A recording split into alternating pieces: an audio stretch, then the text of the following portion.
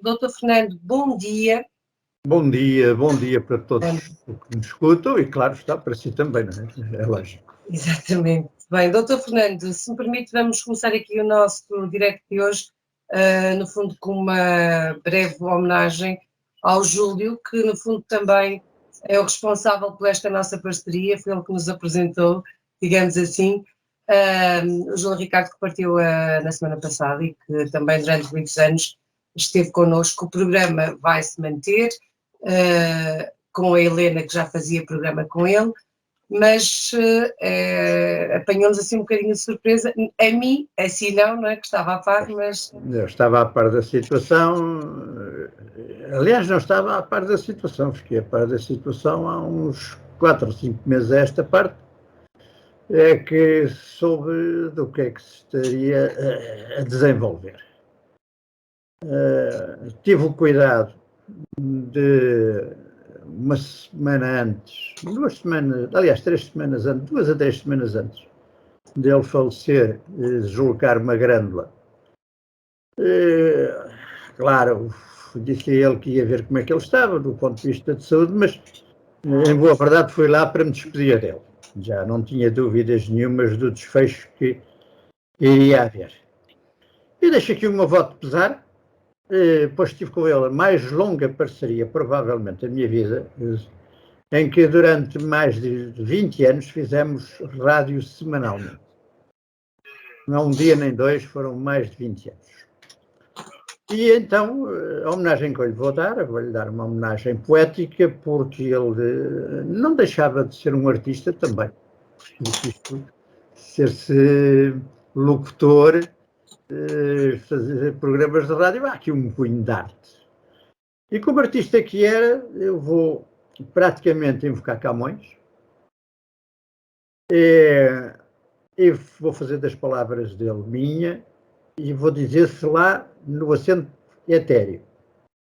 Isso sempre existe. Memória desta vida se consente, que repouse lá no céu eternamente, pois o meu pesar cá na terra foi bem triste. E eu posso me associar a essas suas palavras, porque de facto o Júlio ligava muitas vezes, falava muitas vezes, e a forma dele lidar com as pessoas é também muito afetuosa, portanto deixou-me assim um bocadinho triste. Eu tenho que dizer que o papel é um bocado difícil, porque eu que lido diretamente com todos os colaboradores da rádio, sou eu que os conheço a todos. E portanto sou eu que crio laços de amizade com todos, e depois quando há estas situações de facto deixa-nos com o coração apertado, mas também acaba por ser mais uma lição, não é? Porque temos que olhar para a saúde com olhar, não é? E perceber que ainda há coisas para se fazer e obviamente que é importante termos em consideração que os tempos são diferentes, mas também há a medicina natural que nos pode dar sempre uma ajuda também preciosa na saúde. Aliás, deixamos aqui, eu vou pegar nas suas palavras. Não estou a condenar o Júlio de maneira nenhuma, estou a só chamar um alerta para que as pessoas nos escutem. Que as doenças não chegam só aos outros, chegam a nós. E o Júlio foi vítima de um facilitismo. Senão hoje ainda estaria aqui, garantidamente. Ele julgava que o mal só chegava aos outros, não chegava a ele. Eu fiz-lhe algumas recomendações, há coisa de um ano a esta parte, e que ele não me escutou. E agora nós não o temos por causa disso. É isto. Um abraço a todos os familiares do Júlio e todos os amigos também, porque são muitas rádios onde o ponto de encontro também era emitido e o toque de emoção, e portanto era também alguém muito presente na vida dos nossos ouvintes. Doutor Fernando, vamos então passar adiante e vamos agora falar novamente do Covid, porque está novamente na ordem do dia, há novas variantes e há também aqui uma preocupação enorme, porque as vacinas já está mais que provado que não nos impedem de voltarmos contrair a doença, apesar de, obviamente, termos que reconhecer que há alguma eficácia no sentido de não ser tão grave, mas a verdade é que cada corpo é um corpo, não é? Há casos em que a vacina provoca quase o mesmo efeito que tiveram as pessoas que foram contaminadas. Espera bem, eu estou convencido, pode ser que eu me engane, até que me demonstrem o contrário, que a vacina, neste momento, devido às alterações que o Covid tem sofrido, que não nos fazem rigorosamente nada. Eu inicialmente aconselhei a vacina, mas depois comecei a ver que estas variantes punham a vacina fora de combate. Como acontece, por exemplo, a gripe todos os anos têm que ser criadas vacinas específicas para as mutações que vão haver. O Covid é um corona, como as outras infecções respiratórias que nós temos de vírus, que são da mesma família. E por conseguinte, eles vão-se mudando, e se iam mudando durante toda a vida. E não foi por acaso, quando surgiu esta patologia, que houve o cuidado pela Organização Mundial de Saúde de alertar para reforçar o sistema imunitário pelo lado das células killer e não pelo lado da vacina. Ora bem, a Organização Mundial de Saúde recomendou a toma da vitamina D, do magnésio, da vitamina C, do zinco, do selênio e, em alguns casos, foi alvitrado também a artemisia. Estas diretivas da Organização Mundial de Saúde foram aprovadas pela nossa Direção-Geral de Saúde, mas não ouvi falar nada sobre o assunto. Pode ser que tenham dito alguma coisita, mas nem sequer me chegou aos ouvidos. Ora bem, eu percebo que tratar, ou seja, melhorar o sistema imunitário por este lado, isto não interessa muito aos laboratórios, que as pessoas ficam mais saudáveis e depois outras infecções também não vêm. Eu percebo isso.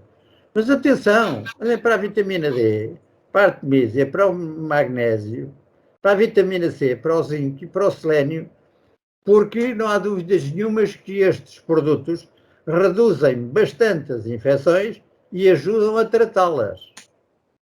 Ora bem, não resisto se eu tenho isto tudo e ainda tive o cuidado, quando este produto foi feito, porque ele foi feito com o aconselhamento da Organização Mundial de Saúde e juntou-se os óleos essenciais, que são subejamente conhecidos. Não há mais evidência que isto, que há dezenas de milhares de pessoas a fazer isto, e para o seguinte, mais que evidência científica sobre isto não pode haver, que atuam no sistema imunitário, o eucalipto, o tomilho e o titri. E estes produtos foram adicionados. Até agora, eu e a minha família próxima não sabemos o que é Covid. E constipações têm sido arredadas.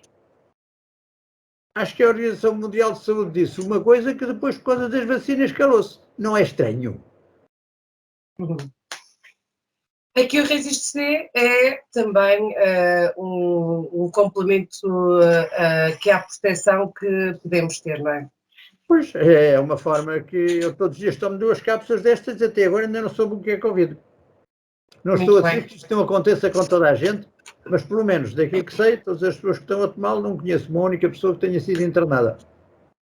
Muito bem, Dr. Fernando, vamos então prosseguir, até porque é um tema que vem muitas vezes aqui também às perguntas colocadas pelos nossos ouvintes, que tem a ver aqui com as diarreias. Um ouvinte tem tido diarreias e prisão de ventre, portanto tem aqui 2 em 1, não é? Apesar de andar em consultas já há algum tempo a tomar medicamentos, não consegue ter aqui melhoras nesta situação. Dr. Fernando, claro que está aqui também, no fundo, a pedir uma orientação.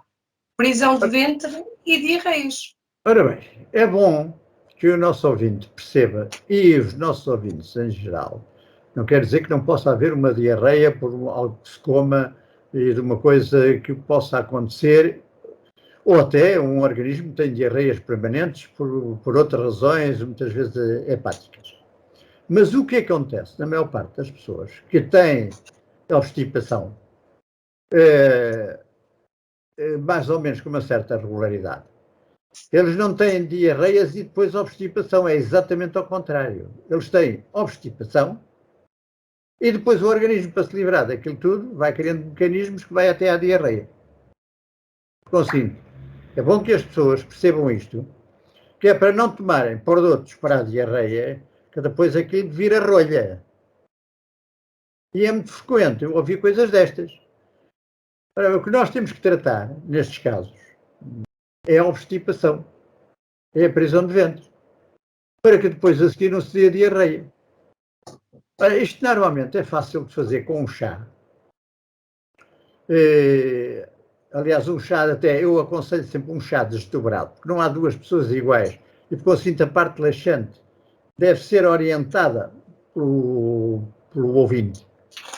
Isto eu estou a falar que quando não há problemas mais graves, não é? Eu estou a falar naquelas pessoas que têm obstipações, porque o seu intestino não funciona da melhor maneira, ou o fígado muitas vezes. Por exemplo, uma pessoa que faça a remoção da vesícula passa a ficar com grandes probabilidades de ter um problema desta natureza.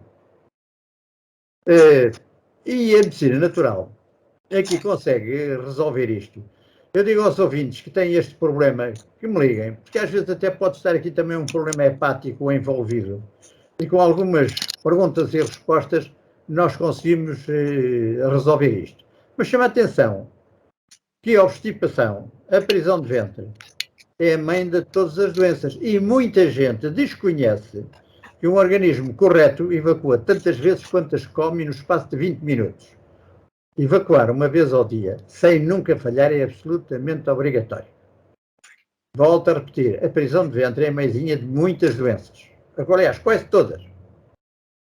Consciente, eu estou à disposição, que me quiserem telefonar, poderei depois aproveitar e dar conselhos e tentem saber o vosso grupo sanguíneo, porque aqui também há uma palavra a dizer, facilita-lhes muito a vida. Eu costumo dizer, isto da alimentação em função do grupo sanguíneo não é régua e esquadra, mas ajuda muito. Fica aqui outro aviso nesta situação, que é a bebida do leite. A partir dos 2 anos e meio, o leite é-nos prejudicial. Deixamos de produzir a lactase, logo não digerimos a lactose. Nós alimentamos daquilo que bem digerimos e não daquilo que ingerimos. O leite é um produto que tem tudo e mais alguma coisa, mas nós não o digerimos. Eu de brincadeira costumo dizer em relação a esta matéria é o seguinte, a um anémico, porque é que não se lhe dá uma machia de pregos ferrugentos? Acabava-se com a anemia no instante, ele não digere os pregos, então não serve. Por conseguinte, o leite é um produto que eu acho que deve ser retirado da alimentação dos portugueses, mas sim, os subprodutos, esses sim, já não têm problemas na grande maioria das pessoas. Os iogurtes, os queijos, as coalhadas de leite, porque há aqui uma reação química que depois já o nosso organismo tolera. A outra coisa é o glúten. Eu passo a vida a falar destes dois produtos. Nós, a humanidade, só 10% é que não tem problemas com o glúten. E há também 10% que reagem de uma forma muito violenta, chamam-se celíacos. Olha, celíacos fomos todos nós. Uns reagem mais violentamente, outros vão adoecendo lentamente.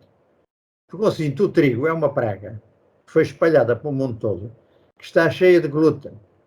Atenção, há outras farinhas que também devem ser tomadas em atenção, que é a cevada, o centeio, a espelta, que têm glúten. Como é que se deve fazer em relação a todos estes cereais que têm excesso de glúten? Quanto mais tostados estiverem, menos há a probabilidade de serem agredidos por glúten. Por conseguinte, tostar muito bem estas farinhas, que é uma forma de evitarem, e já que se gostam tanto delas, de evitarem. Mas têm farinhas de muitas mais espécies. As pessoas esquecem-se que podem fazer pão com dezenas de coisas que estão à disposição delas, como o caso do arroz, o caso também do trigo sarraceno, o caso da bolota, da castanha, da batata doce, a fuba, como eu costumo dizer, o milho, o milê, o amaranto, a quinoa. Até do tramoço pode fazer farinha para fazer pão. Será que é necessário estarmos a comer uma coisa que nos foi imposta porque era mais fácil de produzir e que está a causar à humanidade imensos problemas, que se chama trigo? E mais ainda, que ainda existe aqui outro problema, é que hoje em dia muitos outros produtos, como complemento, levam trigo. Fica aqui um aviso aos nossos industriais. Podem substituir o trigo por outras farinhas que acabei de falar. E assim têm clientes durante muito mais anos, não os matam tão cedo. Vendem mais tempo. Doutor Fernando, vamos então prosseguir. E agora uma ouvinte que foi diagnosticada com amenorreia crónica intermitente. Não sei o que isto é, não sei se estou a dizer bem. Por mais tentativas que faça para tratamentos que faz, não consegue engravidar. O doutor Fernando, que por brincadeira costuma dizer que é pai de muitas crianças, porque dá-nos aqui algumas ferramentas que nos permitem concluir ou levar a gravidez até ao final. Doutor Fernando, primeiro, o que é este palavrão? Amenorreia crónica intermitente. São faltas de períodos menstruais. Ok. Com ciclos aumentados, etc. Okay. Ora bem, isto acontece em mulheres que estão, eu costumo dizer, não é ser mauzinho, mas estão cheias de lixo. E muitas vezes lixo até farmacêutico, que é o mais grave. Ora, eu julgo que a sua experiência é mais que evidente. Durante anos quis engravidar e não foi, depois com os tratamentos é que foi fácil de resolver o problema. Este problema normalmente resolve-se muito facilmente. E mais grave é tentar engravidar uma mulher com um problema destes.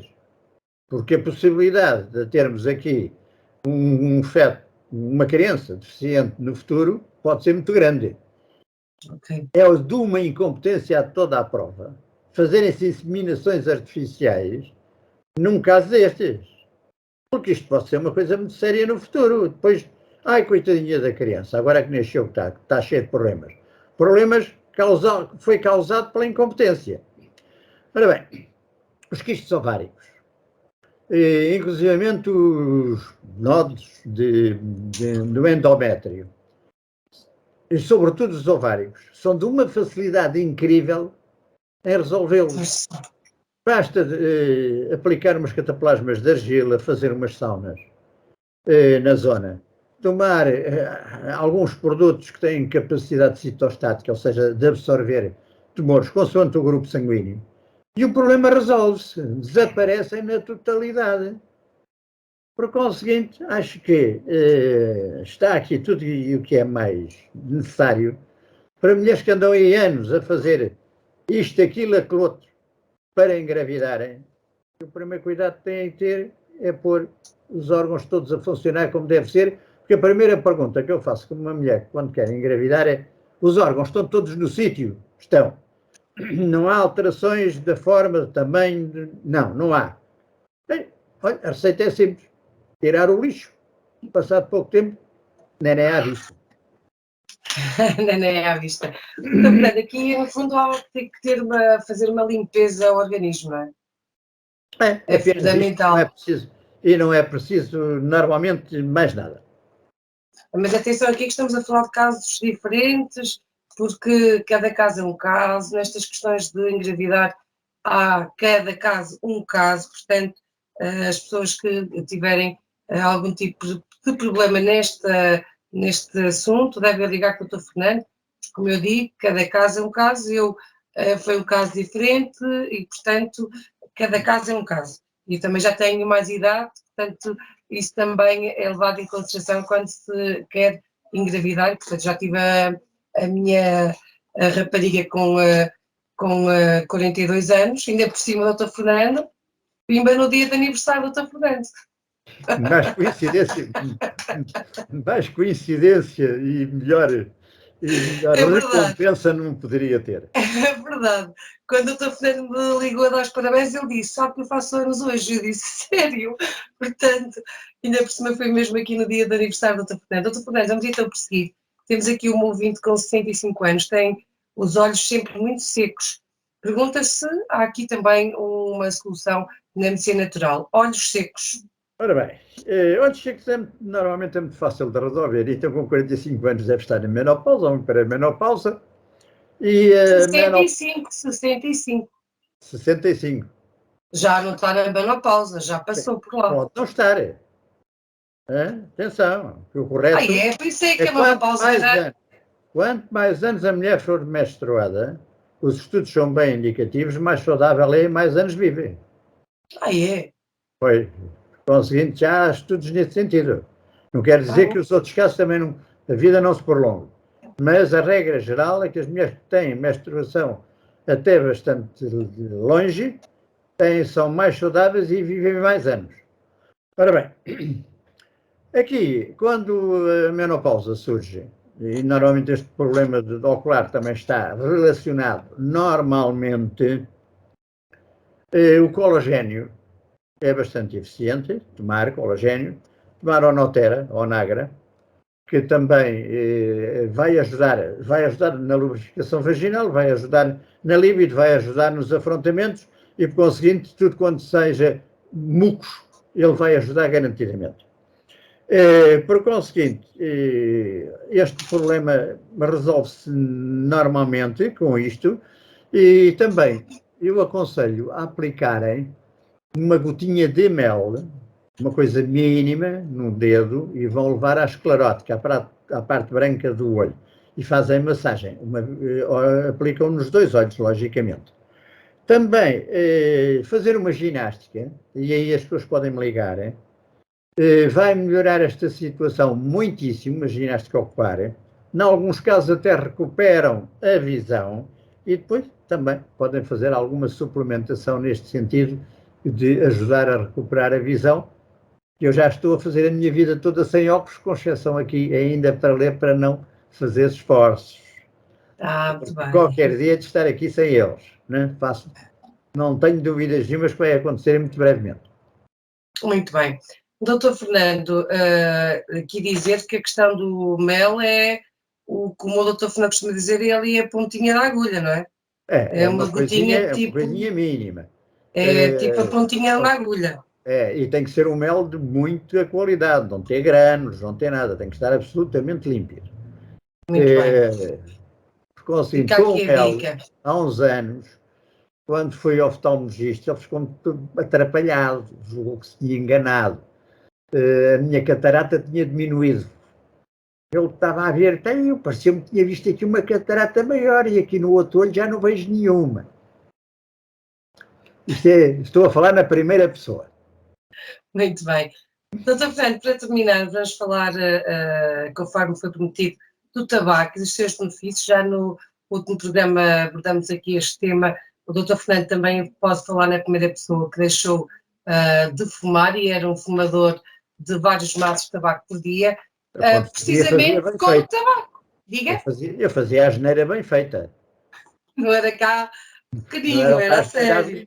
Não é como aqueles fumadores. Fumam-se. É fumador, sou. Então, e quantos cigarros fuma? 2 ou 3 por dia. Eles não são fumadores, são parvos. Então, vamos lá, foi com o tabaco que deixou de fumar. Foi com o tabaco que deixei de fumar, já disse aqui, o chazinho do tabaco. Não faz mal nenhum, muita gente julga que faz mal, e hoje vou precisamente falar o contrário, que o chá de tabaco tem muitos benefícios, e o nosso organismo, perante o chá de tabaco que não vicia, vai dizendo que o pulmão que não quer fumo, e vamos deixando de fumar sem sacrifício nenhum.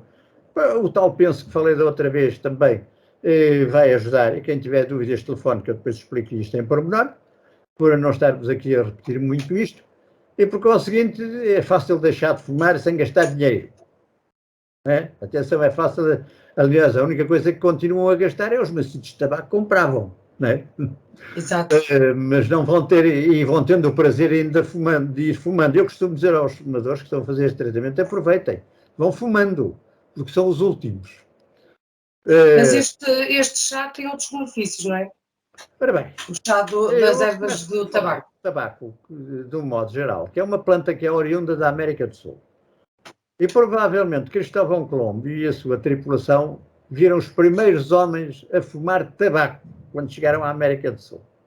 Mais tarde, houve um senhor chamado Hernandes, que era um navegador, que resolveu trazer o tabaco para a Europa. E em Portugal também começaram aqui a fumar.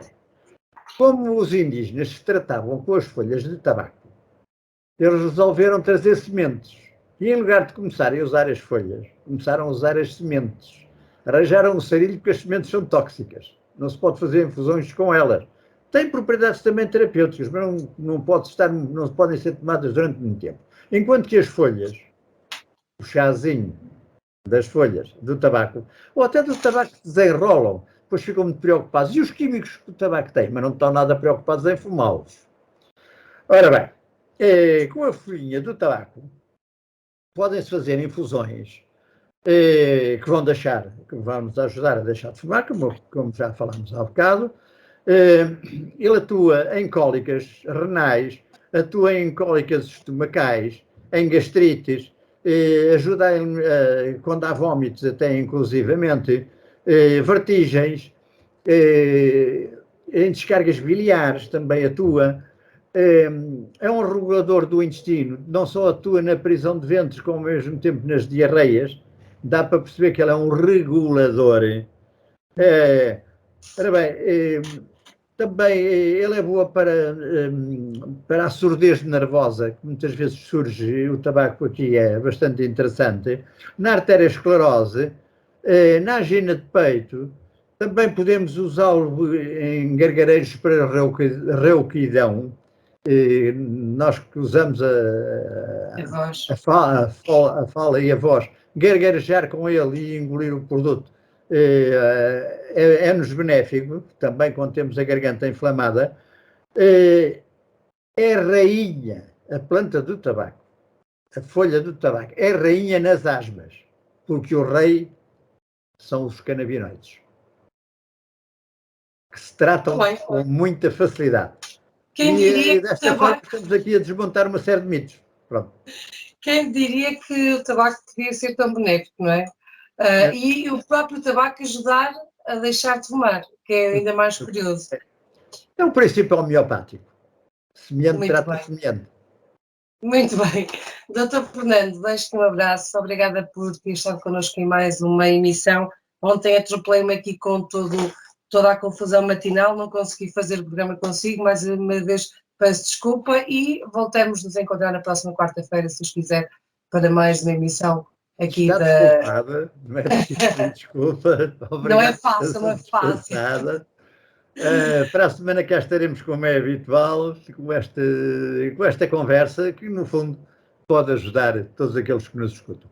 Muito obrigada. Uma boa semana de trabalho, com saúde e um bom dia. Muito obrigada, Dr. Fernando. Boa semana.